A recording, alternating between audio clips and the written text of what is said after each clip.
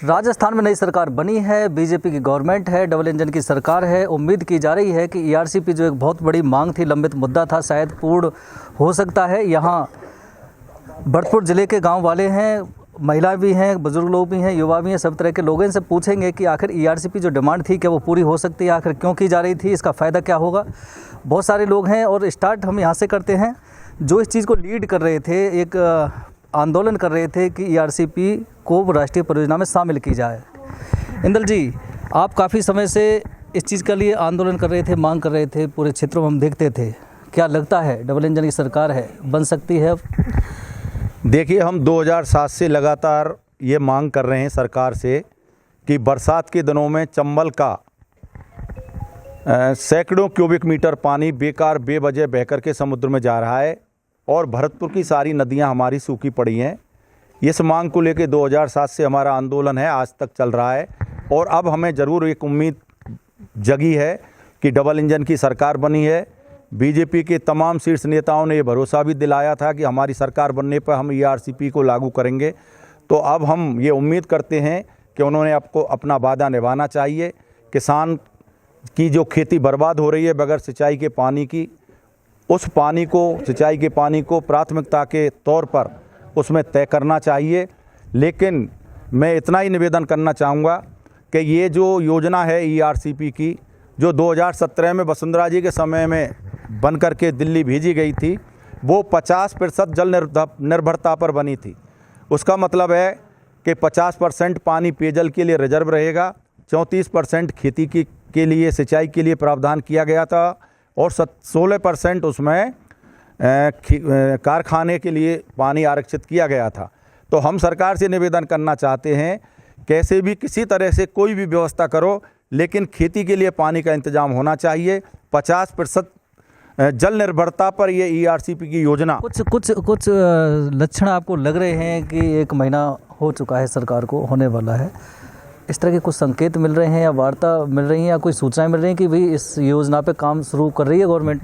नहीं, योजना पे काम तो शुरू हो रहा है, हम लोग लगातार संपर्क में हैं, लेकिन जो जिम्मेदार अधिकारी हैं, जो जिम्मेदार लोग हैं, वो चुप्पी साधे बैठे हैं, कोई कुछ भी कहने को तैयार नहीं है। दूसरा, जो बयानबाजी सरकार की तरफ से हो रही है कि भाई इसमें कुछ संशोधन कर रहे हैं, इस योजना का नाम बदल रहे हैं, तो इससे एक शंका जरूर जाहिर होती है कि शायद इनकी मंशा इसमें कटौती करने की है। और अगर कटौती होगी तो उसका लाभ किसानों को नहीं मिलेगा, सिंचाई के पानी का नहीं मिलेगा। हाँ, ये एक बड़ा सवाल है। ढांचा अगर तैयार होता है, ईआरसीपी को राष्ट्रीय परियोजना में शामिल किया जाता है, तो ढांचा उसका कैसा तैयार होता है, मापदंड क्या होते हैं, वो भी एक बहुत बड़ी बात होगी। और वही यूथ हैं भाई, आप लीड भी करते रहते हैं, क्या लगता है गवर्नमेंट सफल हो सकती है? काफ़ी समय से लंबित मांग थी, बीजेपी, मोदी आए थे, नड्डा आए थे, वादा किया था कि भैया ईआरसीपी पूरा करेंगे। राजस्थान में और केंद्र में दोनों जगह भारतीय जनता पार्टी की सरकार है, डबल इंजन की सरकार है। और जिस तरीके से किसानों को वादा किया था, और हमें पूर्ण रूप से विश्वास है कि डबल इंजन की सरकार में किसानों के साथ सब कुछ अच्छा होगा और ईआरसीपी का जो मुद्दा है उसमें पानी भी मिलेगा और किसान पूर्ण रूप से संतुष्ट होगा। उम्मीद तो है, लेकिन उम्मीद पे खरा कितना उतरेगी सरकार, कब तक उतरेगी, ये कुछ समझ में नहीं आ रहा है। देखिए, अगर सरकार उम्मीदों पे खरा नहीं उतरती है तो इसका नुकसान सरकार को चुकाना पड़ेगा। चौधरी चरण सिंह ने एक वादा किया था कि इस देश की समृद्धि का रास्ता खेत खलियान और किसान से होकर जाता है।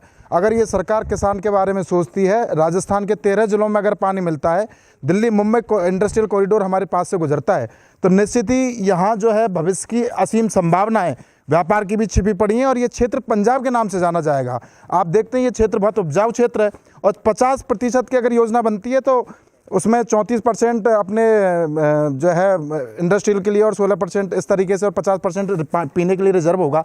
इससे बहुत सारा फ़ायदा हम सबके लिए मिलेगा और किसान का अगर हक छिनेगा तो मुझे लगता है कि ये सरकार, ये सारी जो योजना बनती हैं, जो भी देश की योजनाओं का रास्ता निकलता है, वो किसान के वोट से ही निकलता है। अगर किसानों के साथ अगर ऐसा होगा तो बहुत बड़ा अन्याय होगा। बिल्कुल, अगर होगा तो बहुत बड़ा अन्याय होगा। देखिए, हम जहाँ खड़े हुए हैं बैर विधानसभा एरिया है, जहाँ हम लोगों से बातचीत कर रहे हैं, बाढ़ गंगा एक बहुत बड़ी जीवनदायिनी गंगा थी, कैनाल थी, नदी थी, रिवर थी यहाँ की, वो बंद कर दी गई 5वां बांध बनने के बाद।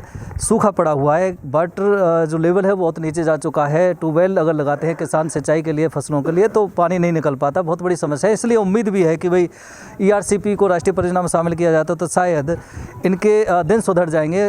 बाबा, क्या लगता है ERCP ज़रूरी है आपके लिए और कब तक पूरी हो सकती है? अब ये तो साहब सरकार के हाथ में है, सरकार जब मंजूर कर देगी जब ही हो जाएगा काम। आपको लगता है कर देगी सरकार? अब सरकार ने वादा तो कियो साहब, और सरकार के वादा निभाना चाहिए सरकार है। अगर वादा नहीं निभाओ तो सरकार को नुकसान जाएगा। सरकार को नुकसान जाएगा। ये ब्रजवासी भी हैं, आप कुछ बता सकती हैं पानी की क्या समस्या है आपके इलाके में? अच्छा, महिला है इसलिए थोड़ा सा सख्चाती भी है, कोई बता सकता? देखो साहब, बाणगंगा नदी हमारी यहाँ उपजाऊ जगह है, हमारा अच्छा वो है, गांव भी हमारा प्रवेश कर सकता है, पर पानी की समस्या इतनी है यहाँ पर कि ट्यूबवेल सारे सूख गए, और ट्यूबवेलों में पानी अगर यहाँ पर चंबल का पानी आ जाता है तो गरीब किसानों को बहुत मदद मिलेगी। वही बात जो चल रही थी ना, वाटर लेवल जो है ना वो काफ़ी नीचे जा चुका है, ट्यूबवेल के जरिए पानी नहीं आ पाता।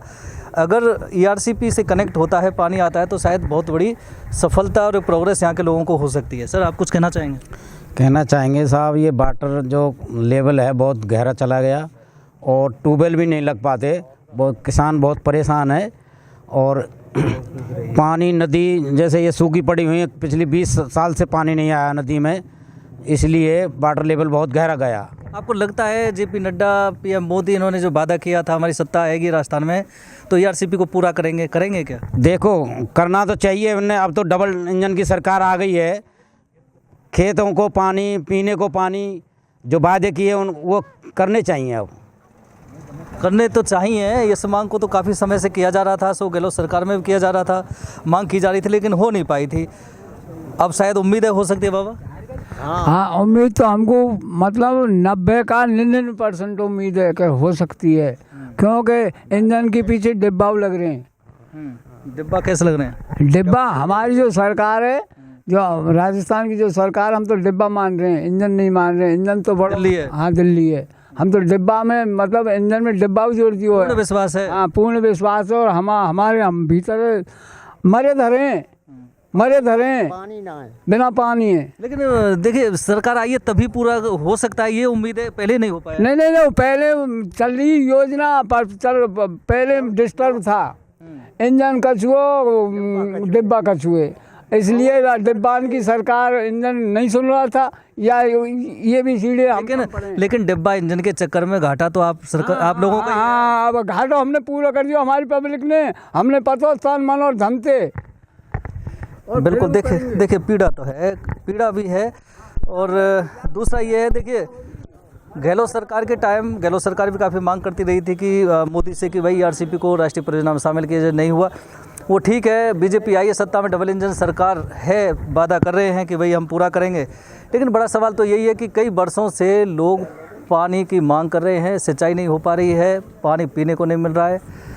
सरकार सत्ता आती जाती रहेंगी, लेकिन लोगों की जो समस्या उसका समाधान ERCP के जरिए पूर्ण हो जाना चाहिए था, बहुत समय पहले हो जाना चाहिए था, लेकिन सत्ताएं, सियासत चलती रहती है। आपको नहीं लगता घाटे में गई है पूरा जो किसान वर्ग है?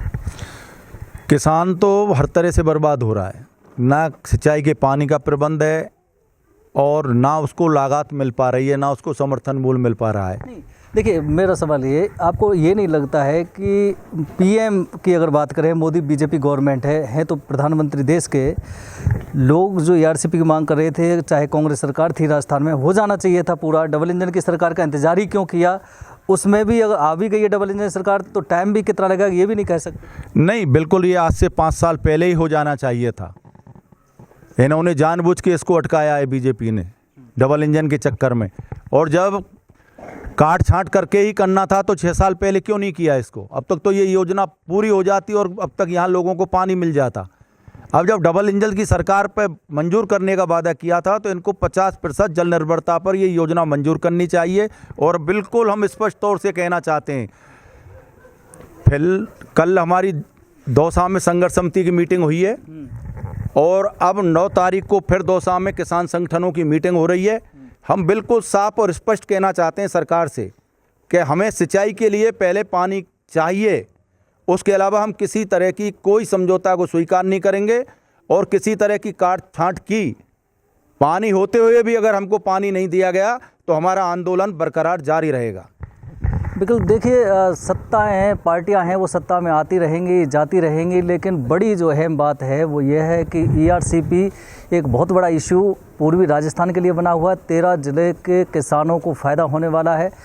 डिमांड लंबित पड़ी रही, परियोजना लंबित पड़ी रही, पूरा नहीं किया, लेकिन सियासत इन मुद्दों पे शायद नहीं होनी चाहिए थी, क्योंकि पानी सभी की मांग होती है और पानी नहीं होगा तो विकास किसान नहीं कर पाएगा। हालांकि लोगों को उम्मीद है कि वादा जो कर रहे हैं बीजेपी के, जो करके गए हैं इलेक्शन कैंपेन दौरान, डबल इंजन की सरकार आते ही ईआरसीपी का काम शुरू कर दिया जाएगा। लेकिन शुरू कब किया जाएगा, उसका ढांचा क्या तैयार किया जाएगा। भरतपुर ज़िले की अगर बात करें, जो पॉइंट है पूर्वी राजस्थान का, वहाँ अनेक तरह के डैम थे बहुत समय पहले, वो डैम सारे कुछ ख़त्म हो चुके हैं, अब डैम दिखते नहीं, वहाँ खेत बन चुके हैं। तो सवाल यही, अगर पानी आता है तो डैम को फिर से रिकन्स्ट्रक्ट किया जाता है नहीं जाता है, उनमें पानी डाला जाता है नहीं जाता है। बगैर डैम के लगता नहीं कि ईआरसीपी का जो ढांचा तैयार होगा उसमें पानी भर पाएगा। तो ये सारी मांग है, लोगों में एक खुशी भी है कि डबल इंजन की सरकार है, उम्मीद भी है कि ईआरसीपी पूरा हो सकती है, लेकिन नाराज़गी भी है कि आखिर ये मांग लंबित क्यों रही, पीएम मोदी ने इस मांग को पूरा अभी तक क्यों नहीं किया।